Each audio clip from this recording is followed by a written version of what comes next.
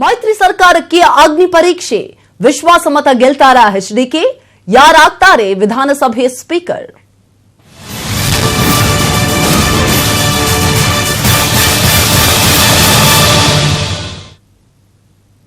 CM HD ಕುಮಾರಸ್ವಾಮಿಗೆ ಇವತ್ತು ಅಗ್ನಿ ಪರೀಕ್ಷೆ ಈ ಬಗ್ಗೆ ಒಂದು ಬ್ರೇಕಿಂಗ್ ನ್ಯೂಸ್ ಇದೆ ನೋಡೋಣ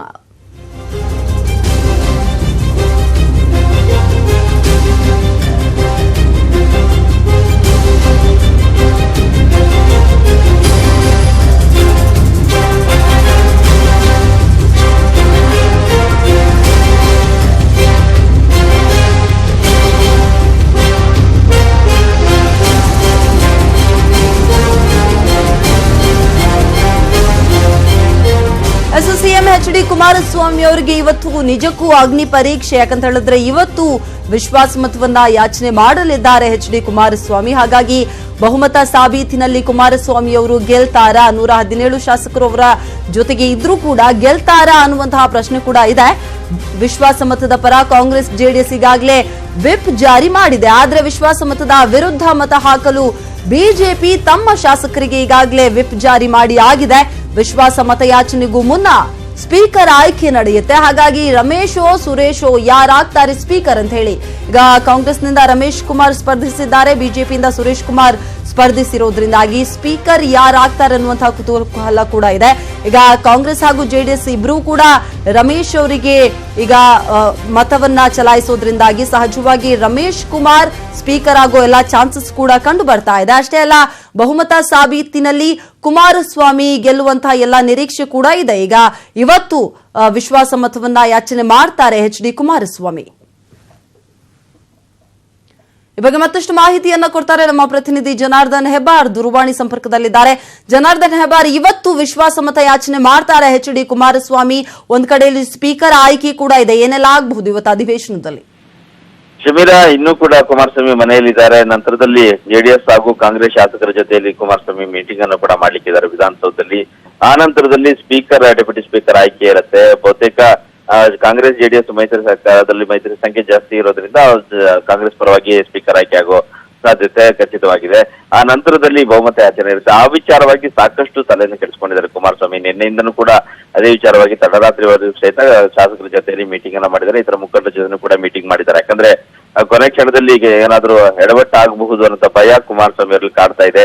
ಇಲ್ಲಿವರೆಗೆ ಅವರಿಗೆ ಕಾಡ್ತಾ ಇದ್ದಿದ್ದು ಆಪರೇಷನ್ ಕಮಲಕ್ಕೆ ಶಾಸಕರು ಒಳಗಾಗಬಹುದು ಅಂತ ಹೇಳಿ. ಆದ್ರೆ ಈಗ ಅವರಿಗೆ ಭಯ ಶುರುವಾಗಿದ್ದು ನಿನ್ನೆಯಿಂದ ಕಾಂಗ್ರೆಸ್ನ ಒಳಗಡೆಯಲ್ಲಿರುವಂತಹ ಭಿನ್ನಮತ ಏನಾದರೂ ಸ್ಫೋಟ ಆದ್ರೆ ತಮಗೆ ಸಮಸ್ಯೆ ಆಗ್ಬಹುದು ಅನ್ನೋ ಕಾರಣಕ್ಕಾಗಿ ಮುಖಂಡರುಗಳ ಜೊತೆಯಲ್ಲಿ ಕಂಟಿನ್ಯೂ ಆಗಿ ಮೀಟಿಂಗ್ ಅನ್ನ ಮಾಡಿದ್ದಾರೆ. ನಿರಂತರವಾಗಿ ಬೇರೆ ಬೇರೆ ಪ್ರಮುಖರ ಜೊತೆಯಲ್ಲಿ ಕೂಡ ಮಾತುಕತೆಯನ್ನ ಮಾಡಿದ್ದಾರೆ.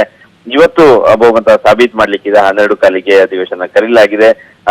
ಅಧಿವೇಶನದಲ್ಲಿ ಬಹುಮತ ಸಾಬೀತುಪಡಿಸುವಂತ ವಿಶ್ವಾಸವನ್ನು ಕೂಡ ಕುಮಾರಸ್ವಾಮಿ ವ್ಯಕ್ತಪಡಿಸಿದ್ದಾರೆ. ಆದ್ರೆ ಎಲ್ಲಿಯೂ ಎಡವಟ್ಟು ಆಗಬಾರ್ದು ಅನ್ನೋ ಕಾರಣಕ್ಕಾಗಿ ಇತರ ಮುಖಂಡರುಗಳ ಜೊತೆಯಲ್ಲಿ ನಿರಂತರವಾಗಿ ಸಂಪರ್ಕದಲ್ಲಿದ್ದಾರೆ ಕುಮಾರಸ್ವಾಮಿ. ಬಹುಶಃ ಒಂದು 10 ಗಂಟೆ ಅಷ್ಟೊತ್ತಿಗೆ ಕುಮಾರಸ್ವಾಮಿ ಮನೆಯಿಂದ ಹೊರಡೋ ಸಾಧ್ಯತೆ ಇದೆ. ಶಮೀರಾ, ಈಗ ವಿಶ್ವಾಸಮತದ ಪರ ಕಾಂಗ್ರೆಸ್ ಜೆಡಿಎಸ್ ವಿಪ್ ಜಾರಿ ಮಾಡಿದ್ರು ಕೂಡ ಕುಮಾರಸ್ವಾಮಿ ಅವರು ಕಂಪ್ಲೀಟ್ಲಿ ಭರವಸೆಯಾಗಿದ್ದಾರೆ, ಅಂದ್ರೆ ಕಾನ್ಫಿಡೆಂಟ್ ಆಗಿ ಮೆಂಟಲಿ ಪ್ರಿಪೇರ್ ಆಗಿದ್ದಾರಾ ಅಂತ? ಖಂಡಿತವಾಗಿ ಶಮೀರಾ, ಆದ್ರೆ ವಿಪ್ ಜಾರಿ ಮಾಡಿರೋ ಹಿನ್ನೆಲೆಯಲ್ಲಿ ಯಾವ ಶಾಸಕರು ಕೂಡ ಕೈ ಕೊಡ್ಲಿಕ್ಕಿಲ್ಲ ಅನ್ನುವಂತ ಭರವಸೆ ಕುಮಾರಸ್ವಾಮಿ ಅವರದ್ದು. ಕಾಂಗ್ರೆಸ್ ಮತ್ತು ಜೆಡಿಎಸ್ ನ ಇಬ್ಬರು ಕೂಡ ಅದೇ ಭರವಸೆಯಲ್ಲಿದ್ದಾರೆ ನಾಯಕರುಗಳೆಲ್ಲ. ಆದ್ರೆ ಕೊನೆ ಕ್ಷಣದಲ್ಲಿ ಏನಾದ್ರೂ ಕಾಂಗ್ರೆಸ್ನ ಒಳಗಡೆ ಭಿನ್ನಮತ ಏನಿದೆ, ಆ ಭಿನ್ನಮತ ಸ್ಫೋಟ ಆದ್ರೆ ಅಲ್ಲಿ ಡಿಸಿಎಂ ಹುದ್ದೆ ವಿಚಾರವಾಗಿ, ಸಚಿವ ಸ್ಥಾನ ವಿಚಾರವಾಗಿ, ಇತರ ಎಲ್ಲ ವಿಚಾರವಾಗಿ ತಮ್ಮನ್ನ ಕಡೆಗಣಿಸಲಾಯಿತು ಅನ್ನೋ ಕಾರಣಕ್ಕೆ ವಿಚಾರವಾಗಿ ಕೆಲ ನಾಯಕರೆಲ್ಲ ಅಸಮಾಧಾನಗೊಂಡಿದ್ದಾರೆ ಅನ್ನೋ ಒಂದು ವದಂತಿ ಇದೆ, ಮಾಹಿತಿ ಇದೆ. ಆ ಕಾರಣಕ್ಕಾಗಿ ಏನಾದ್ರೂ ಆ ರೀತಿಯ ಒಂದು ಚಿತ್ರಣ ಕಂಡು ಬಂದಲ್ಲಿ ಸಮಸ್ಯೆ ಆದ್ರೆ ಏನ್ ಮಾಡೋದು? ಇನ್ ಕೇಸ್ ಅವರು ರಾಜೀನಾಮೆ ಕೊಟ್ಟು ಹೋಗ್ಬಿಟ್ರೆ ಏನ್ ಮಾಡೋದು? ಆಪರೇಷನ್ ಕಮಲಕ್ಕೊಳಗಾಗೋದ್ರ ಹೊರತಾಗಿ ಕೇವಲ ನೇರವಾಗಿ ರಾಜೀನಾಮೆನೆ ಕೊಟ್ಟು ಹೋಗ್ಬಿಟ್ರೆ ಏನ್ ಮಾಡೋದು ಅನ್ನೋ ಚಿಂತೆ ಸಹಜವಾಗಿ ಕುಮಾರಸ್ವಾಮಿಗಿದೆ. ಅದೇ ವಿಚಾರವಾಗಿ ಮೀಟಿಂಗ್ ಅನ್ನು ಕೂಡ ನಡೆಸಿದ್ದಾರೆ.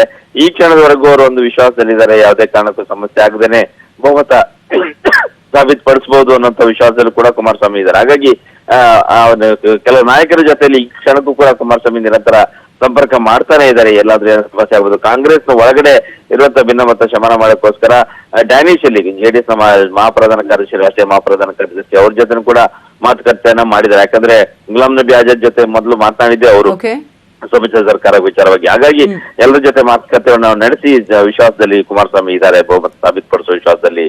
ಶಮೀರಾ, ಧನ್ಯವಾದ ಜನಾರ್ದನ್ ಹೆಬ್ಬಾರ್ ತಮ್ಮೆಲ್ಲ ಮಾಹಿತಿಗಾಗಿ. ಎಲೆಕ್ಷನ್ ರಿಸಲ್ಟ್ ಆದ್ಮೇಲೆ ಶಾಸಕರಿಗೆ ಬಿಡುಗಡೆ ಭಾಗ್ಯ ಸಿಕ್ಕಿರೋ ಬಗ್ಗೆ ಒಂದು ಸುದ್ದಿ ಇದೆ, ನೋಡೋಣ.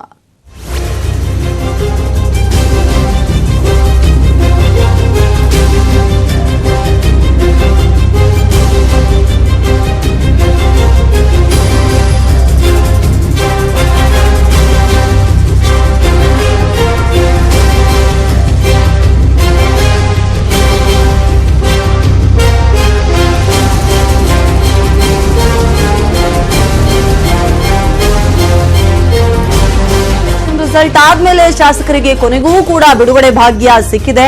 ಈಗ ಕಾಂಗ್ರೆಸ್ ಜೆಡಿಎಸ್ ಶಾಸಕರು ಕೊನೆಗೂ ನಿಟ್ಟುಸಿರನ್ನ ಬಿಟ್ಟಿದ್ದಾರೆ. ಶಾಸಕರ ರೆಸಾರ್ಟ್ ಹೋಟೆಲ್ ವಾಸ್ತವ್ಯಕ್ಕೆ ಇವತ್ತು ಕಂಪ್ಲೀಟ್ ಆಗಿ ತೆರೆ ಬೀಳ್ತಾ ಇದೆ. ದೇವನಹಳ್ಳಿ ರೆಸಾರ್ಟ್ನಲ್ಲಿ ಜೆಡಿಎಸ್ ಶಾಸಕರಿದ್ದಾರೆ. ಜೆಡಿಎಸ್ ಶಾಸಕರನ್ನ ವಿಧಾನಸೌಧಕ್ಕೆ ಕರೆತರಲು ಈಗಾಗಲೇ ಬಸ್ ಕೂಡ ರೆಡಿಯಾಗಿದೆ. 11 ಗಂಟೆಗೆ ಹಿಲ್ಟನ್ ಹೋಟೆಲ್ ಅನ್ನ ಬಿಡ್ತಾರೆ ಕಾಂಗ್ರೆಸ್ ಶಾಸಕರು. ವಿಶ್ವಾಸಮತ ಯಾಚನೆಯ ಬಳಿಕ ಕಾಂಗ್ರೆಸ್ಸಿಗರಿಗೆ ಈಗ ಶಾಸಕರಿಗೆ ರಿಲೀಫ್ ಸಿಕ್ಕಿದೆ. ಇವತ್ತಿನಿಂದ ಕ್ಷೇತ್ರದತ್ತ ಶಾಸಕರು ಮುಖ ಮಾಡ್ತಾರೆ. ಯಾಕಂತ ಹೇಳಿದ್ರೆ ರಿಸಲ್ಟ್ ಬಂದ ಮೇಲೆ ಆಪರೇಷನ್ ಕಮಲಕ್ಕೆ ಎಲ್ಲಿ ತುತ್ತಾಗ್ತಾರೋ ಅನ್ನುವಂತಹ ಭಯದಿಂದ ಕಾಂಗ್ರೆಸ್ ಹಾಗೂ ಜೆಡಿಎಸ್ ಶಾಸಕರನ್ನ ರೆಸಾರ್ಟ್ನಲ್ಲಿ ಹೋಟೆಲ್ಗಳಲ್ಲಿ ಇಡಲಾಗಿತ್ತು. ಇವತ್ತು ನಿಟ್ಟುಸಿರನ್ನ ಬಿಡ್ತಾ ಇದ್ದಾರೆ. ಶಾಸಕರ ರೆಸಾರ್ಟ್ ಹಾಗೂ ಹೋಟೆಲ್ ವಾಸ್ತವ್ಯ ಏನಿದೆ ಇದಕ್ಕೆ ಇವತ್ತು ಕಂಪ್ಲೀಟ್ ಆಗಿ ತೆರೆ ಬೀಳ್ತಾ ಇದೆ. ಆಲ್ರೆಡಿ ದೇವನಹಳ್ಳಿ ರೆಸಾರ್ಟ್ನಲ್ಲಿರುವಂತಹ ಜೆಡಿಎಸ್ ಶಾಸಕರನ್ನ ಕರೆದುಕೊಂಡು ಹೋಗೋದಕ್ಕೆ ಬಸ್ ಕೂಡ ರೆಡಿಯಾಗಿದೆ. ಆ ದೃಶ್ಯಗಳನ್ನ ನೋಡ್ತಾ ಇದೀವಿ. ಅಷ್ಟೇ ಅಲ್ಲ, 11 ಗಂಟೆಗೆ ಹಿಲ್ಟನ್ ಹೋಟೆಲ್ನಲ್ಲಿರುವಂತಹ ಕಾಂಗ್ರೆಸ್ ಶಾಸಕರು ಕೂಡ ಹೋಟೆಲ್ ಅನ್ನ ಬಿಟ್ಟು ವಿಶ್ವಾಸಮತ ಯಾಚನೆಗೆ ಅಂತ ಹೇಳಿ ಬರ್ತಾರೆ ಇಲ್ಲಿ ವಿಧಾನಸೌಧಕ್ಕೆ. ಹಾಗಾಗಿ ಎಲ್ಲ ತಯಾರಿಗಳನ್ನ ಕೂಡ ನಡೆಸಲಾಗಿದೆ.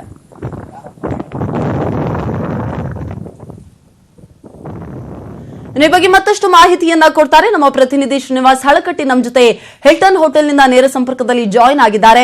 ಶ್ರೀನಿವಾಸ್ ಹಳಕಟ್ಟಿ, ಫಲಿತಾಂಶ ಬಂದ ನಂತರ ಅಂತ ಹೇಳಿ ಅದರಲ್ಲೂ ಪ್ರಮುಖವಾಗಿ ಜೆಡಿಎಸ್ ಹಾಗೂ ಕಾಂಗ್ರೆಸ್ ಶಾಸಕರೆಲ್ಲರೂ ಕೂಡ ರೆಸಾರ್ಟ್ ಹಾಗೂ ಹೋಟೆಲ್ ಅಲ್ಲೇ ವಾಸ್ತವ್ಯ ಮಾಡಿದ್ದಾಯಿತು. ಕ್ಷೇತ್ರಕ್ಕೆ ಇನ್ನೂ ಕೂಡ ಮುಖ ಮಾಡಿಲ್ಲ. ಹಾಗಾಗಿ ಹಿಲ್ಟನ್ ಹೋಟೆಲ್ನಲ್ಲಿರುವಂತಹ ಕಾಂಗ್ರೆಸ್ ಶಾಸಕರು ಎಷ್ಟೊತ್ತಿಗೆ ವಿಧಾನಸೌಧಕ್ಕೆ ತೆರಳ್ತಾರೆ, ಯಾವ ರೀತಿಯಾಗಿದೆ ಅವರ ಅನುಭವ ಅಂತ ಹೇಳಿದ್ರೆ, ಎಷ್ಟೊತ್ತಿಗೆ ತೆರಳ್ತಾರೆ, ಈಗ ರಿಲ್ಯಾಕ್ಸ್ ಮೂಡ್ ನಲ್ಲಿದ್ದಾರಾ, ಹೇಗೆ?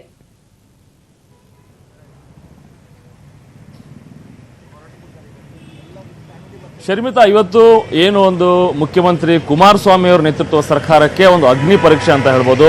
ಕಾಂಗ್ರೆಸ್ ಜೆಡಿಎಸ್ ಸರ್ಕಾರದ ಒಂದು ಮೈತ್ರಿ ಏನಿದೆ ಇದು ಇವತ್ತು ಸದನದಲ್ಲಿ ಒಂದು ಬಹುಮತವನ್ನ ಸಾಬೀತುಪಡಿಸೋ ನಿಟ್ಟಿನಲ್ಲಿ ಏನು ಜೆಡಿಎಸ್ ಶಾಸಕರಾಗಿರ್ಬೋದು ಮತ್ತು ಕಾಂಗ್ರೆಸ್ ಶಾಸಕರಾಗಿರ್ಬೋದು ರೆಸಾರ್ಟ್ ನಲ್ಲೇ ವಾಸ್ತವ್ಯ ಹೂಡಿದ್ದಾರೆ.